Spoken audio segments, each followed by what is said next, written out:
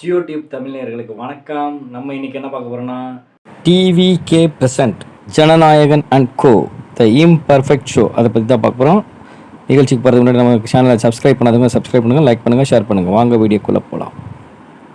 வெறும் 100 நாள்ல தமிழ்நாட்டை எந்த அளவுக்கு நாசமாக்க முடியுமோ அந்த அளவுக்கு நாசமாக்கி வச்சிருக்கு இன்னைக்கு ஆட்சி நடத்திட்டு இருக்கிற முதலமைச்சர் விஜயோட தாவேகா அரசு. தமிழ்நாட்டோட சட்டம் ஒழுங்கு தாவேகா ஆட்சியில எந்த லட்சணத்துல இருக்குன்னு பாருங்க.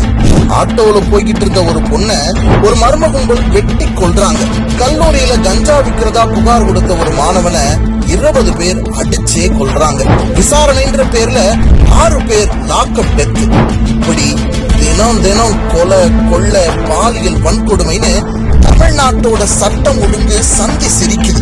பெண்களுக்கு பாதுகாப்பு இல்லைன்னு வீரவசனம் பேசின முதலமைச்சர் விஜய் ஆட்சியில 6 வயது சிறுமி முதல் 60 வயது அம்மா வரைக்கும் யாருக்கும் பாதுகாப்பு இல்லாத சூழல் தான் இருக்கு.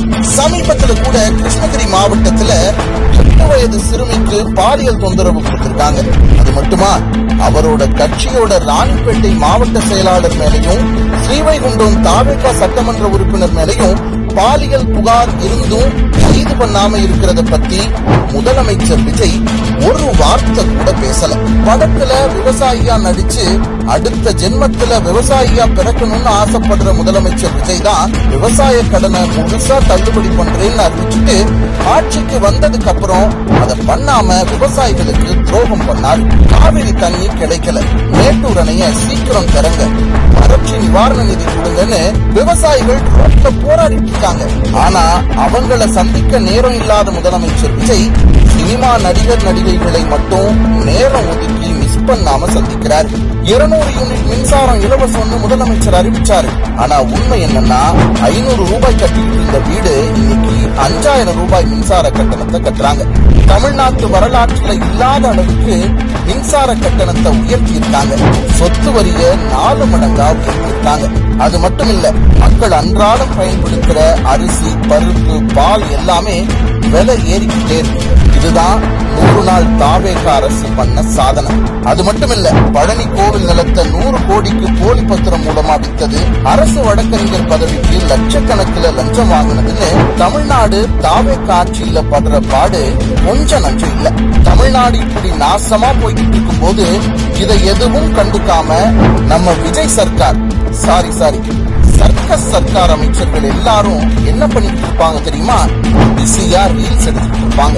தப்பா தமிழ் பேசுறீங்க திருத்திக்கோங்கன்னு சொன்னா நான் ஏன் பண்ணணும்னு கேட்கிற உருட்டுக்கட்டை அமைச்சர், வாட்ஸ்அப் மெசேஜ் படிச்சுட்டு அதிமேதாவி மாதிரி பேசுற நிழல் முதலமைச்சர், ஆயிரக்கணக்கான மக்கள் இருக்க ஸ்டேடியம்ல ஏடிஎம் கார்டுல பவுடரை ஒதுக்குற கொக்கைன் அமைச்சர், டாக்டருக்கு படிக்காம எல்லாரும் பிளம்பர் கார்பெண்டர் ஆகணும்னு சொல்ற RSS அமைச்சர், ஸ்கூல் பசங்களுக்கு இங்கிலீஷ் தெரியாதுன்னு அவமானப்படுத்துற ரீல்ஸ் அமைச்சர். இவ்வளவு பிரச்சனை நடந்தாலும் எதுக்கும் வாய் திறக்காம இருக்கிற பொம்மை முதலமைச்சர்னு எல்லாரும் சேர்ந்து தமிழ்நாட்டை ஒரு சர்க்கஸ் கூடாரமா ஆக்கி வச்சிருக்காங்க.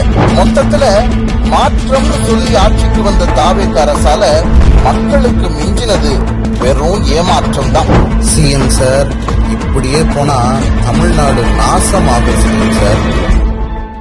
கலியுகத்துல நம்ம தமிழ்நாட்டுல கொள்கை கோட்பாடு, நிர்வாகத்திறமை, தொலைநோக்கு பார்வை இதெல்லாம் மியூசியத்துல போய் அடைக்கலம் வாங்கி போன இந்த காலத்துல நாட்டையே பெரிய தேட்டராக்கி ஆண்டுட்டு இருக்க இந்த சர்க்கஸ் சர்க்கார் கதைய இந்த சபையில நான் சுருதி கூட்டி பாட போறேன் ஐயா. நாடுன்னா ஒரு நாட்டாம வேணும், அரசுன்னா ஒரு அதிகாரம் வேணும்னு நினைச்சா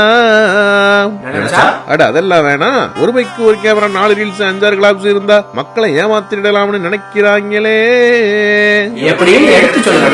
சொல்றேன், இந்த அரசாங்கத்துல 32 நிர்வாகத்தையுமே ரீல்ஸ்ல சுருக்கி லைக்ஸ்ல ஏத்தி வியூஸ்ல தேத்தி ஊரையே ஏமாத்திட்டு இருக்கிறது யாரு? அதுக்கு பதில் ரீலே போதுமேங்க. கரையொதுங்கின மீனவன் அழுது போட போனாலும் பத்திரிக்கைக்காரங்க என்ன கேள்வி கேட்டாலும் ஒரே பதில ஓயாம ஒப்பிக்கிற நம்ம நகைச்சுவை நடிகரு, இது நகைச்சுவை அமைச்சரு என்ன சொல்லுவாரு? அத பத்தி இப்ப பேச முடியாது, நோ கமெண்ட்ஸ். பஸ்ஸக்கான புக்கிங் பண்ணவன்லாம் தவிக்கிறப்ப அன்ரிசர்வ்ட்லாம் வண்டியில ஏறு, ரிசர்வ் பண்ணவன்லாம் வெளியேறுன்னு வெறித்தனமா முடிவெடுத்த அந்த விஞ்ஞானி யாருப்பா?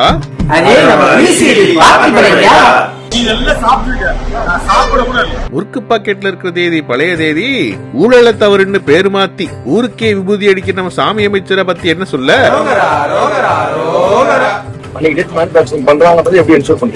அண்ட பொழுது ஆகாச பொழுது, மருந்துக்காவது உண்மை பேசி பழகு. கல்யாணத்துல வைப்பாங்க மொய்யி, இவ வாய திறந்தாலே பொய். அட நம்ம 6 அடி பொய் ஜுனா. நம்ம ₹1 கொடுத்தா நமக்கு ₹40 திருப்பி கொடுக்கறாங்க. ஏன்? ஓகே, 29 பைசா.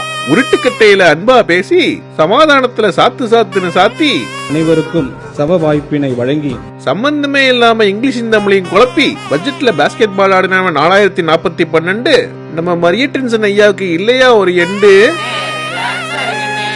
நாடே காஞ்சி கிடந்தாலும் காவேரிய பத்தி கேள்வி கேட்டாலும் ஸ்மைலிங் பேஸோட தெரிச்சு ஓடுற புசி என்ன மனசுல இருக்கிறதெல்லாம் ஒரே ஒரு கேள்விதான்.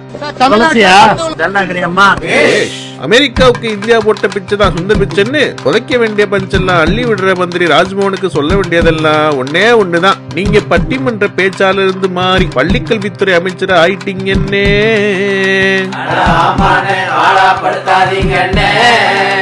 இது போக ஸ்கூல்ல குத்துப்பாட்டுக்கு அமைச்சர் டான்ஸ் ஆட, லாரிய ஆய்வு பண்றேன்னு எம்எல்ஏ டயருக்குள்ள தலையை விட, சொந்த கட்சிக்காரங்களே பாலியல் குற்றங்கள்ல ஈடுபட, ஜனங்க முக்கியம் இல்ல ஜனநாயகம் தான் முக்கியம்னு அமைச்சர்கள் தியேட்டர்ல கண்ணீர் விட, மாணவர்கள் ரோட்ல இறங்கி போராட, கரண்ட் பில் எகிருது, கொடுத்த வாக்குறுதி மறையுது, விவசாயிகள் மனசு பதறுது, பெண்கள் பாதுகாப்பு சிதையுது, சட்ட ஒழுங்கு சந்தி சிரிக்குது. இதுக்கெல்லாம் பதில் சொல்லாத முதல்வர் 6 படிக்கு மேல அப்ஸ்காண்ட் ஆயிடுறாரு. இத பாக்கும்போது ஒரு கேள்வி தொக்கி நிக்குது. இது சர்க்கஸா இல்ல சர்க்காரா? டிங்கு டாங்கு டிங்கு டாங்கு டிங்கு டாங்கு டூ.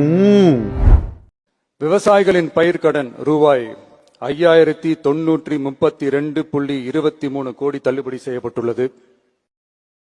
விவசாயிகளின் பயிர்க்கடன் ரூபாய் 5932.23 கோடி தள்ளுபடி செய்யப்பட்டுள்ளது.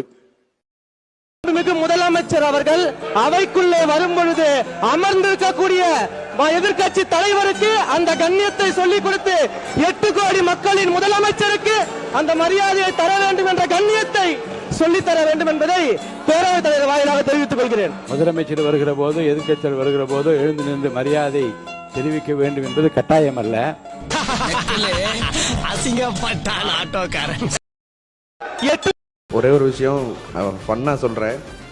நான் கல்லூரி படிக்கும்போது காதல் தோல்வி, வேலையும் இல்லை காரும் இல்லை. இன்னைக்கு வேலையும் கொடுத்துருக்காரு தலைவர், காரும் கொடுத்துருக்காரு.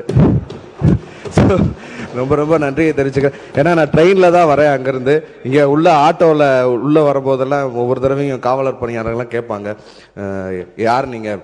எம்எல்ஏன்னு சொல்லுவேன். ஐடி கார்டெலாம் எடுத்து காமிச்சாலும் நம்ப மாட்டாங்க. ஸோ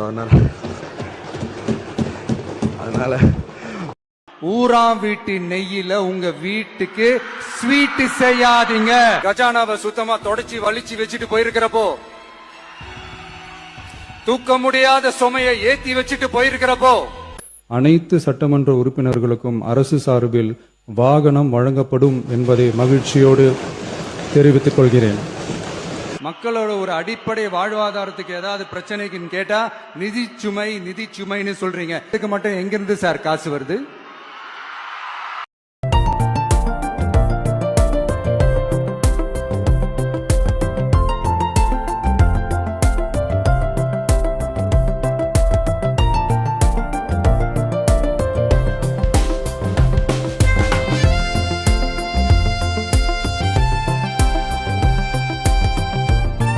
வீடியோ பிடிச்சிருந்தா லைக் பண்ணுங்கள், ஷேர் பண்ணுங்கள், கமெண்ட் பண்ணுங்கள், மறக்காமல் சப்ஸ்கிரைப் பண்ணுங்கள். மற்றொரு தரமான வீடியோவில் மீண்டும் சந்திப்போம். அது வரைக்கும் ஜியோ டிவி தமிழின் வணக்கம்.